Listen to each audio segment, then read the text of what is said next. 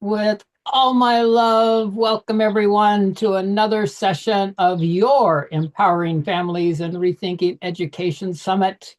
I just want to remind everyone that today and tomorrow we have 20 international experts giving you proven, imaginative, and creative ways to deepen your family connections, be more confident as a parent, reimagine education, and further empower you and your child. There's also a panel discussion each day with our experts. And just one idea or sentence you hear or question you get answered can further enhance your life forevermore. My name's Timothy, and I have the pleasure and honor of not only speaking later, I now get to play host to the masterminds of this super summit, Kristina and Herbert Heagh-Avritt. Kristina and Herb have been partners in life for 34 years, raising two boys and blending her 27-year teaching career with his business and entrepreneurial expertise. Together, they founded Vibrant Family Education and the Bringing Education Home podcast to help families reimagine learning, strengthen relationships, and raise happy, healthy, successful children, building better communities and a better world, one family at a time. And in addition to the podcast, helping parents and families individually, creating innovative materials and producing summits like this a couple of times a year. Behind the scenes, they are constantly planning and creating even more ways to serve humanity. Now, these two multi-talented, seemingly tireless people dedicated to helping you and your children manage all this with an abundance of love and joy is a mystery that can only be known by being with them. So let's all welcome Kristina and Herb. And which of you wants to start this adventure of discovering how parents can know whether homeschooling is right for their family and how to know that before making the wrong move? Welcome, guys. Thank you, Timothy, for that lovely introduction and those beautiful reminders. It is always a pleasure working with you. We have had the pleasure of being in the same rooms with each other for a couple of years now, and it is always a joy. So, how do we want to start this? Well, basically, just that. How do we know that homeschooling might be a right fit for you, and how to do it before you make the wrong move? One of the very first things I want to say is that as a teacher in the classroom for 27 years, I didn't always believe this. It took me a while to understand this, that it's a different time in our world. It's a different time in our children's lives. There's learning that can happen in so many different ways, that homeschooling is not the scary thing that people used to think it was, right? And I want you to really think about, there are ways to improve your child's life, improve your family life, and have that deeper connection by looking into this possible opportunity for you and your family. What else? That sounded pretty good to me. Where I came at this is, I watched her for 27 years be a teacher. I watched the classroom change. I watched the learning environments change, and it benefited some children, and it really left out quite a few. And over the course of the time, it's like the parents who were most involved in their children's education were the ones who did best, regardless of where they were. And if they made better choices at times, or better choices for their children, then it was even better for the children. But, so there is so many ways, again, like she said, to go about this, so many limitations in people's lives, things that they beliefs. And so we help them look at all of that and really figure out what's best or for their family and their children, and how to be okay with whatever they need to do to move forward, but for the benefit of their children. And that includes like a hybrid approach too, so that somebody doesn't have to jump straight into homeschooling. They can integrate certain things into their lifestyle that flows for them. Absolutely. Yeah, because there are times where if you increase communication at home, the children really like being at school. But because of other things, there might be learning difficulties. And so if you address those, then it can, or they might have gone on vacation and missed something. And the way our education is set up right now, the teachers don't have time to come back for the one student. So a little bit of tutoring, getting them caught up, making them feel comfortable in the classroom again and around their friends, then that improves their education. So it's not all, oh, you got to come homeschool. If you do, we are totally there for that and are going to be totally helpful for that. But it's also so much looking at your situation, at what's best for your family in that moment. And we've actually worked with some parents where some of the kids went to school, some of them were homeschooled because that was what was best for each of the children. So that also addresses people's concerns about feeling overwhelmed at taking on something new with the busy lives we all have. Yeah, absolutely. Yeah. And, that's one of the things that as we talk about this, right? If you want to make sure you're avoiding one of those mistakes, making that wrong move, one of those things is to do your research, yes, but don't go so deep that you are completely overwhelmed. Go and talk with a person who has done homeschooling. Go and talk with a person who's made that move from one place to the other, or go work with the mentor or coach, right? That can help you get through some of the basic steps. The biggest mistake that people think is that they have to pick up the regular traditional public school and bring it and plop it down in the middle of their living room. And that is one of the things that we want to make sure that people are not doing. It is not grabbing public school and putting it in your home. Yeah, it's not setting up a classroom. It's not 6 hours of instruction a day and worksheets and steady curriculums. And you have to be there in front of them. That is not what homeschool is about. And that tends to wear parents out so quickly that they end up putting them back in school in the first place. Because that's one of the things that also most teachers will tell you. It's like, oh, well, here you have to teach this, you have to do this, here's these worksheets. And even our local school here, they have a person who works specifically with homeschool parents, and they try and have the parents replicate what's happening in school at home. And part of the reason you're bringing your kids out of school is because that's not actually working for your kids. So if you think, oh, I have to have the same kind of stuff that they have at school, it's like, if you're taking your kids out of school, that's the reason. And so you don't want to actually replicate what's already being done. You want to find, again, the authenticity in your children, their personality, and then build the education system around what's going to pull the love of learning out of them. It's going to make them start wanting to learn. And then once they start wanting to learn, your job is to guide that, but also get out of the way, because they're going to run faster than you will. One of the things here is redefining that word education, right? We often think that education equals academics. When we're talking homeschooling and a full child education, we're talking body, mind, spirit, soul, everything that needs to help these little human beings be human beings and understand our world. And I can imagine that stretches parents too, because they have to get creative and imaginative within themselves and release whatever things they've got behind their lives so that they can actually tune into their child and find out what works best for them. Absolutely. Yeah.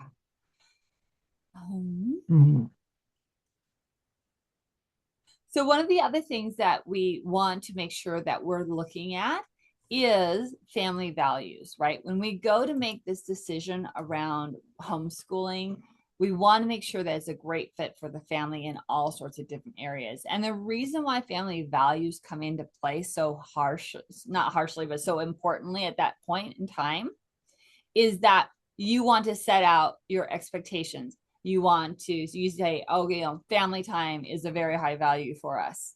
Education is a very high value for us. In some cases, religion or faith is a very high value for us. And whenever you go to take your children and look at their education plan, what you're going to do with them for the rest of their life, how is that matching up to your family values and what you say you really value and want to happen and what is really happening in your life? So one of the things that you really want to look at is those family values. And how you want to teach that to your children.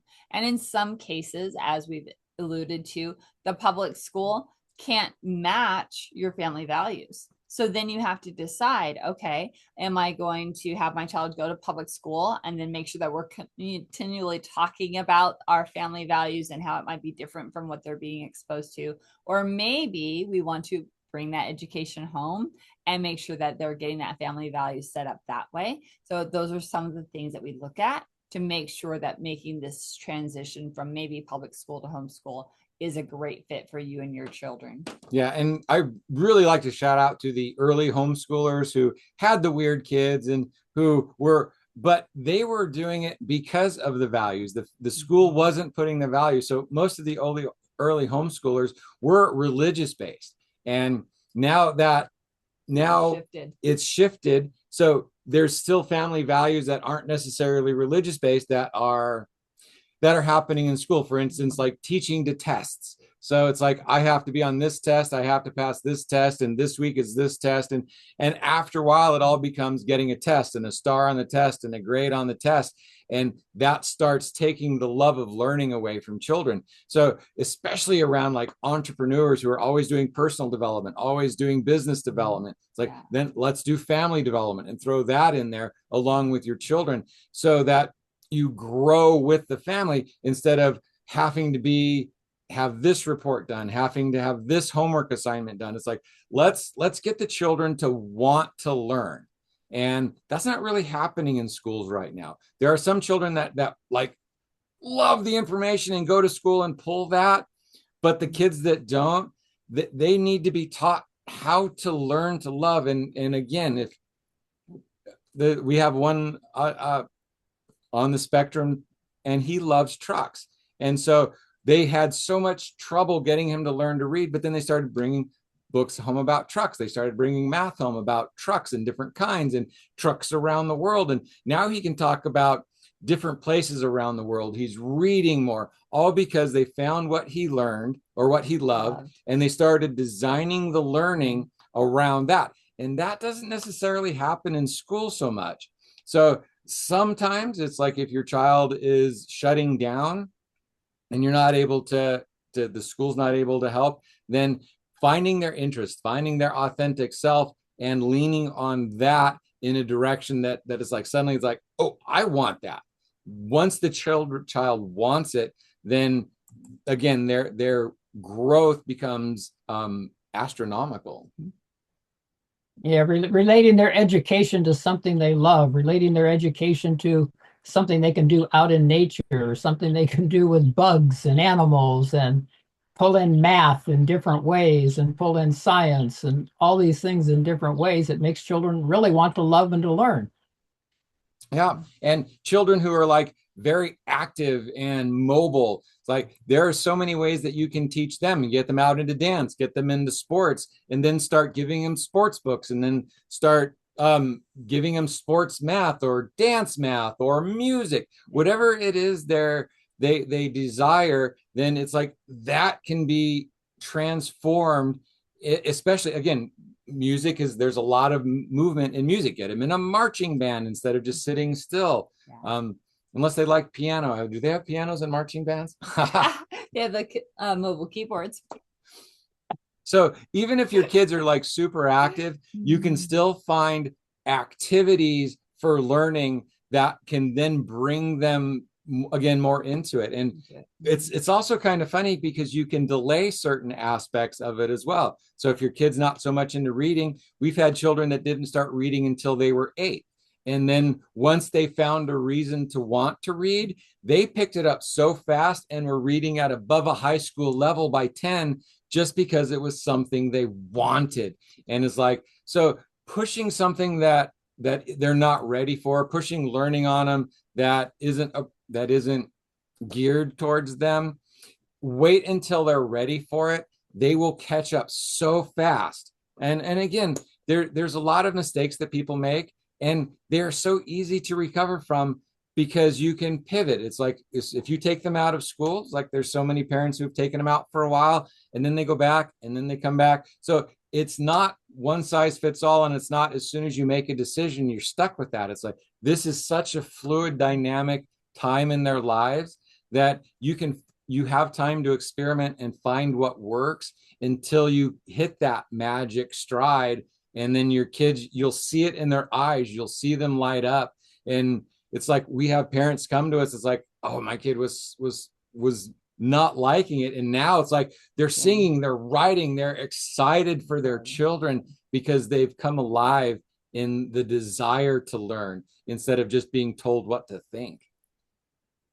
As I'm listening to you, I'm thinking how wonderful it would be to have families pick something to learn that nobody knows. The parents don't know how to do it, the children don't know how to do it, and they learn it together so they can learn that each of them have different learning ways to learn and different aspects to bring to the table. And that would be a wonderful exercise. And that's actually one of the most beautiful things, right? It's one of the myths that we talk about a lot. And one of the things that parents have to realize is that you don't have to have all the answers. You don't have to be educated in education. You don't have to have a high degree in college, all sorts of different things, because that exact learning style that you were just talking about, when you learn together with your child, it is amazing how you grow, how they grow, and how everybody moves forward in this learning process. Yeah, Jessica just wrote that she didn't learn how to read until the 7th grade.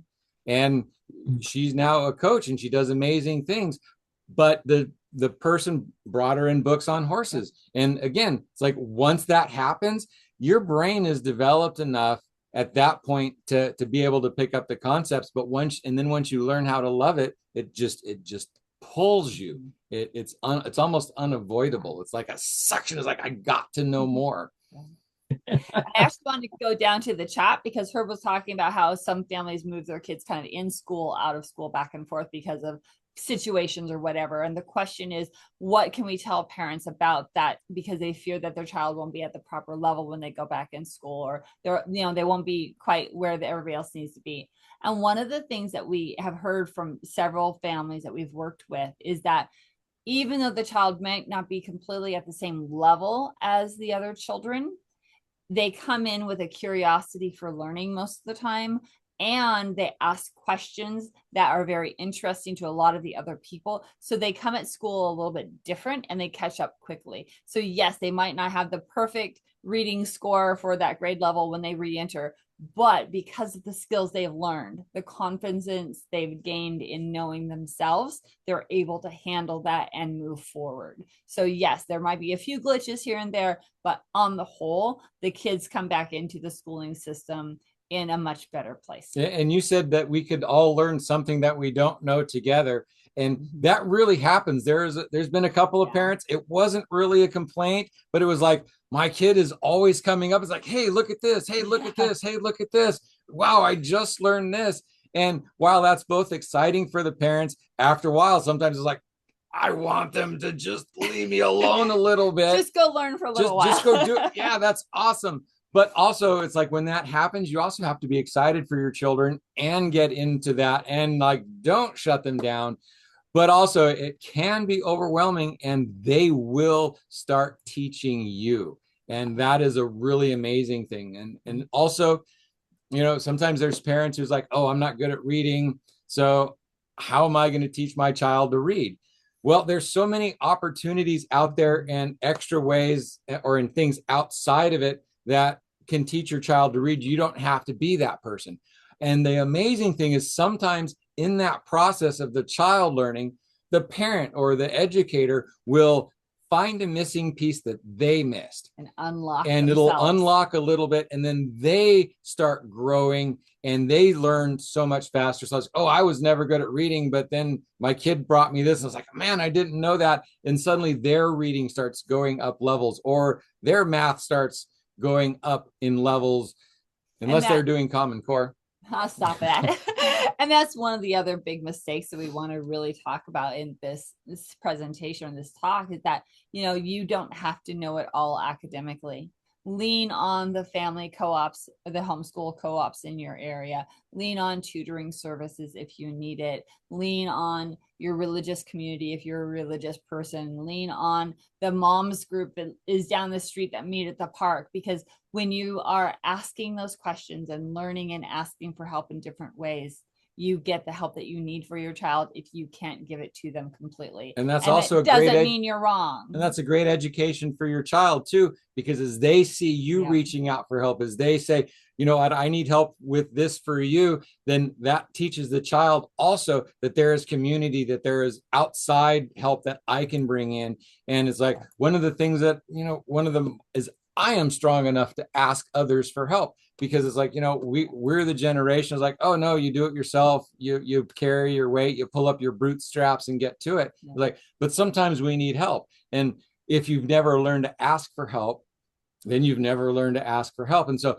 by reaching out, by going into these different groups and having help come to you, then it also teaches your child that there is a greater community where I can go get help and feel safe in doing so. You know, as I'm listening to you, I'm recalling, I don't remember hardly anything I was taught by anybody except my daughter. The things she taught me have stuck.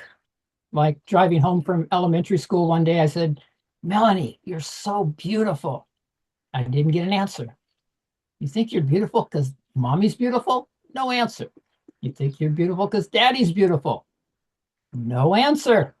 I mean, she just looked straight ahead. You think you're beautiful because mommy and daddy are beautiful and you come from mommy and daddy? She turned her head, looked at me and said, Daddy, all people are beautiful. It's like, I remember that. She took me to a whole different level of beautiful. Yeah. And as we're coming to this close together, what happens if people don't take action, if they don't pay attention to the signs they're getting? What if they just continue down the same path they're on?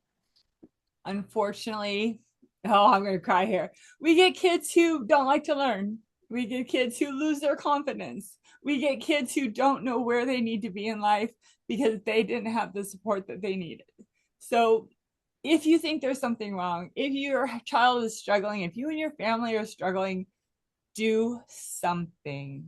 Even if it's asking questions, even if it's just talking to another parent, please don't feel like you have to do this by yourself, because our children are worth being invested in and taking some risks, taking some uncomfortable steps to make sure that they don't hopefully grow up with some of the traumas that we grew up with, and they won't have to be in therapy for many, many years later, right? Yeah, we talked about the mental health crisis in our teens especially.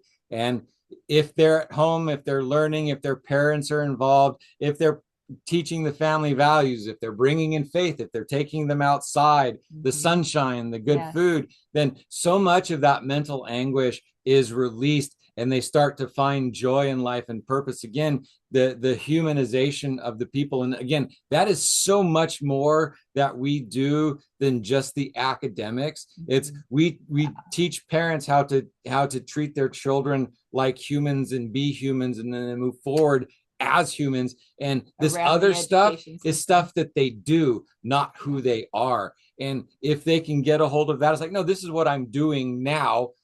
This is who I am, and this is what I'm doing. And so those are different things. And as a child is able to get that and become human, then their education is still important, but it's not the focus. Their humanity is, their life is, their beingness is, and education just becomes a way to help bring that out more, instead of something to squash them or to make them just like everybody else.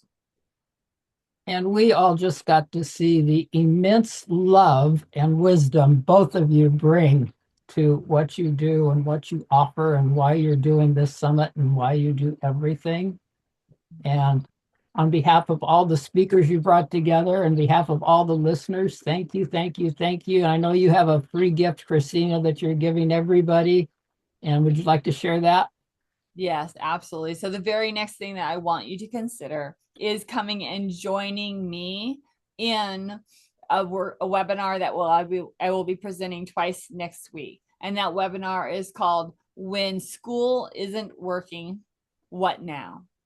Come with me into that space. Let's dive a little deeper around family values, about choices that can be made. Let's explore what you and your family really can do with the information that you're getting at the summit and go a little deeper. So again, there's going to be 2 days, one on May 11th in the middle of the day. The landing page is right there, and one on the May 14th in the evening for those parents who need that.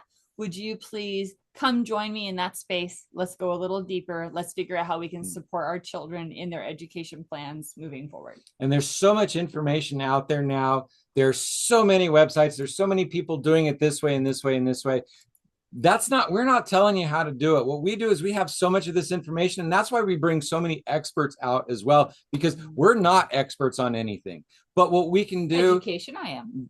That's not everything. But what we do is like, we can look at your situation and your family is like, you know what, this expert in this way might be a good fit for you now. Let's check that out. And if we move that direction and it's like, oh, there's something not quite right, it's like, well, awesome. Let's back up then. And based on now we know that, it's like, let's try this direction. And so the flexibility that we offer, it's not like we're narrowing you in and it's like, okay, this is what you have to do. It's like, because we don't know what you have to do yet, but we'll figure it out. But as we learn, as we look at the situation, as we identify your child's learning and stuff, it's like we can make suggestions based on what your family is going through that can help go along the way as again, we bring in other experts as we take different paths. So it's not just one size fits all. And that's kind of what we hope to help people understand. Oh, thank you both so much. And I'd like to invite everybody, if you haven't upgraded to the VIP package for $47, consider doing that, because you get a one-on-one with Kristina and you get upgraded gifts, courses, one-on-ones with, and other things from every expert that's here today. And it's worth thousands and thousands of dollars in experiences you'd never find anywhere else. So thank you very much, everybody, for being here, and stay tuned for the next session where Herb and Kristina and I switch places. Yes, we do. We get to switch places. Exactly. We'll be back in just a couple of minutes. Take care of you and come on back. Thank you so much, everybody.